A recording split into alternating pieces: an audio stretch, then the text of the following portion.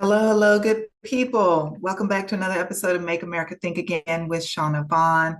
I'm so happy that you are here with me today. Thank you for joining me here. Uh, Sorry, message. Thank you for joining me. Please like, share, comment, subscribe to the page. Subscriptions don't cost you anything. Please hit the subscribe button. Also, feel free to comment down below on any episode. I do read all of the comments. I respond to some, but I am going to do another video where I respond to more comments that are left on the page, comments or questions. And I don't know, maybe I'll respond to yours. Okay, so down below, you can find the correct spelling of my name, my IG page. Throughout the week, I post a lot of political information. So if you just need like a little pop of news, you can go to my IG page to get that. And then you have my Cash App there, 1111 Oracle. It is my birthday month. Happy birthday to all of my March Pisces. And I'm going to say happy birthday to all my late March folks, my Aries. Happy birthday to all the folks born in March. So if you want to bless me for my birthday, feel free to drop something in Cash App. Okay. All right, so just real quick, I want to do a weekend recap because I did a whole episode on where we are, this war with Iran, partnering with Israel. I did you a solid, did a whole episode on that. Please watch that. Okay, so real quickly, some other things that I had planned to talk about before the felon got us involved in a war. Um, Number one, I wanted to talk about the deposition this week with the Clintons.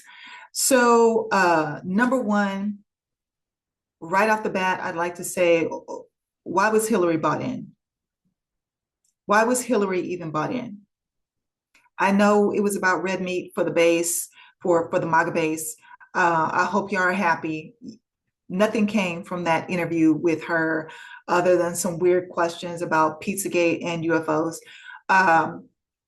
Bill Clinton, on the other hand, I am anxious to see, which we still have not received, those transcripts and the video from those depositions. And according to Comer, we're supposed to have it in 24 hours. So where is it? Where is the deposition with the Clintons? I'm interested to see how Bill Clinton answered, because clearly I've already told you how I feel about some of the pictures, some of the photos, some of the things that are in the Epstein files about Bill Clinton. And also that diary that I read for you a couple of weeks ago. Remember that? Okay. There was an entry from a survivor in her own personal diary, and she wrote about Bill Clinton. So I'm anxious to see his video and read the transcripts to his deposition more so than Hillary. But on that note, where's Melania's subpoena?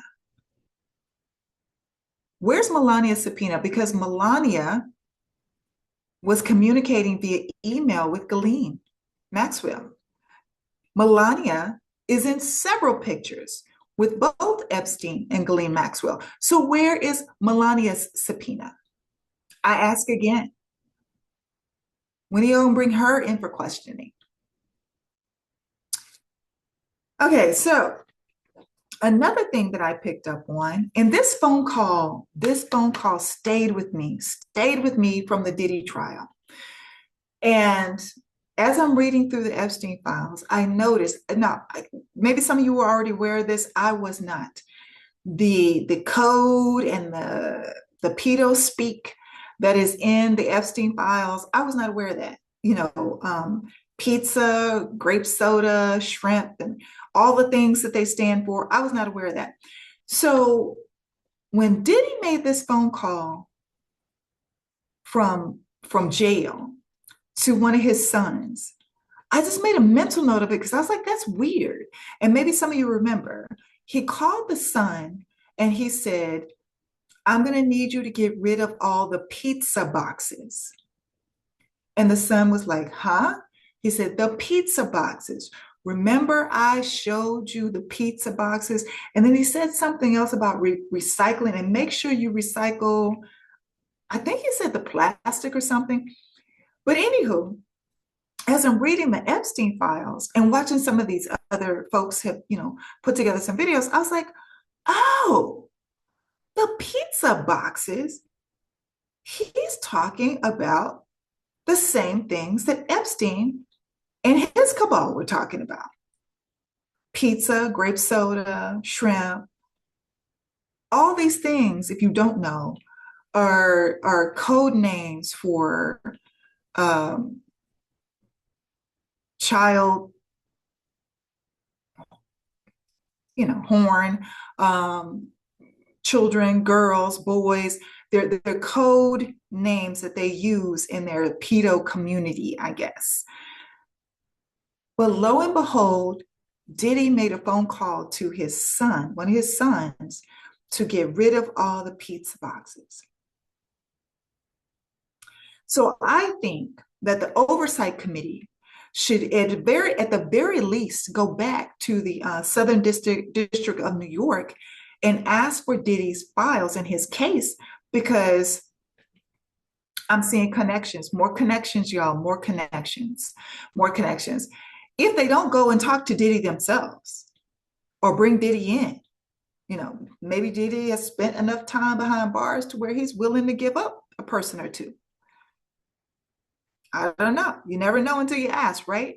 But that phone call stuck with me, and I was like, wait a minute, where have I heard this pizza thing before? Again, another connection to Diddy. Okay, the State of the Union. I was going to do a whole episode on the State of the Union, all the Al Green of it, the Ilhan Omar of it, the one person who had on the streets. She was a guest of Ilhan Omar. She had been detained and arrested on the streets, dragged out of her car. Maybe some of you remember this video. Dragged out of her car. She was on her way to a doctor's appointment, was unaware of the protesting and everything, but dragged out of her car and detained by the icy folks in Minneapolis. So she was a guest of Ilhan Omar. She got arrested. I still don't know why at the State of the Union. So all those things happen. Why the fuck Erica Kirk was there and being honored, who knows? I was going to talk about all that. The hockey players, and then you get a medal, you get a medal, you get a medal. Like the felon was like Oprah that night, just giving everybody a medal and stuff. But the most important thing, well, two important things. Number one, most important thing though, hopefully some of you heard this, when he was talking about voting. And again, he's talking about them damn voter IDs. But some key wording that I picked up on was when he said unpermitted people. We can keep unpermitted people from voting. He didn't say non-citizens from voting. He didn't say,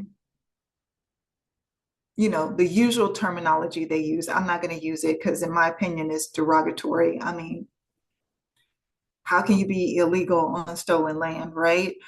So I'm not using that term, but he said unpermitted people. Now, here's the thing that you need to really hone in on. Anybody could be included in that. Anyone they deem unpermitted people. The term wasn't Americans. He was reading from a teleprompter too. So unpermitted people. Who are the unpermitted people? Is it going to be women? Are the unpermitted people going to be people of a certain socioeconomic level? Are the unpermitted people going to be any white male that happens to be homosexual, or anybody from the LGBTQI community? Who are going to be the unpermitted people? That was the key thing that I heard out of that whole, I didn't watch the whole 2 hours, I'm not going to lie to you. That whole speech was the unpermitted people. He didn't say Americans, he didn't say non-citizens, he said people. So therefore, I am to interpret that some of those people can be Americans, but for whatever reason they put in place, you could be unpermitted to vote. Y'all got to pay attention to the language they use. The language is very important. Um, Now, the other very important thing that I wanted to bring up, there was a conversation there was a conversation that was being had in one of the chat rooms and stuff that I was in. And one of the individuals was saying, it doesn't matter when Al Green was kicked out. And again, everyone did not follow, every Democrat did not follow Al Green. I think even less this time. But the argument or the conversation was, why can't Democrats stand together collectively? And one individual said, because we all have our own mind, our own, interests, et cetera, and we're not like them, basically talking about MAGA. But MAGA won. And MAGA won twice by working together collectively. Now, I'm not saying vote for pedos. I'm not saying vote for any sexual predators. I'm not saying vote for anybody that's part of the Epstein crime syndicate. I'm not saying vote for anybody that lies all the time. I'm not saying vote for any of the things that they compromised and they looked the other way and held their nose and still voted for. I'm not saying that. I'm just saying it appears to me that there's always one or two that come and say, well, I don't like the way she laughs. Well, I don't really know her. Well, I don't know. She's a little too loud for me. Well, he's a little too preachy for me. Well, fuck that. In order to win, we have to work collectively. And Democrats are so bad about this. So one of the people was arguing and say, we don't have to do this performative thing together. Yes, you do. You need to do the performative thing together to get people on board to understand when we go vote, we're doing that together as well. One band, one sound. When I move, you move. I've said this over and over and over again. Get it through your heads. Democrats, progressives, liberals, they won because they stuck together. They won because they moved on one accord. Yes, it was for some bad shit, but they still won because they stuck to one accord. They held their noses, they lied to themselves, and they voted for the felon. Twice. And he won. So this whole hemming and hawing, and we don't have to do the performative thing. Yes, you do. Yes, you do, to get people that are watching, that are around, to buy into, oh, this is the thing we're doing. This is how we're moving. Well, let me get in line. You have to do that. And I've broken this down to you many times on many episodes. The world is made up of 85% followers. 85%. About 10% of them are leaders. Both need each other. You don't have shit to lead if you don't have anybody to follow. Followers will be just walking around aimlessly if they don't have the leaders.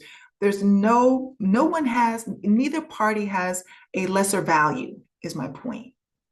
And then that other 5% are seers, for those of you that are wondering what's, I can't add.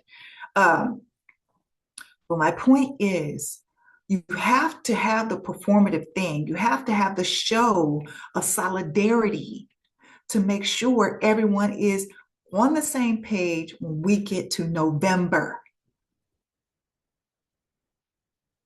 So if Al Green walks out, Al Green should not be walking out by himself. If someone does the thing and they step up and are courageous and say the thing or do the thing, we got to step up and be with them. one band, one sound. When I move, you move.